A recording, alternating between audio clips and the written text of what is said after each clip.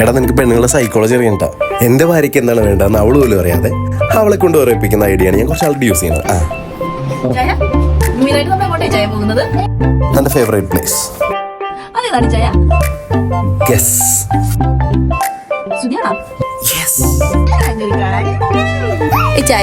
എനിക്ക് ഏത് ഡ്രസ് എടുത്തരാൻ പോണത്?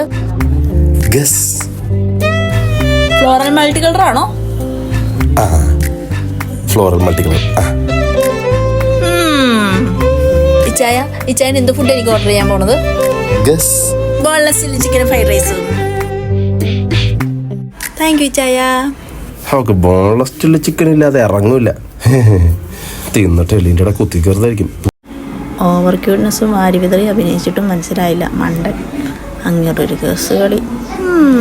ഇച്ചായ ഇനി എന്തെനിക്ക് മേടിച്ചു തരാൻ പോണത്? ഗസ് ചെയ്യട്ടെ? ഗസ് ചെയ്തോ.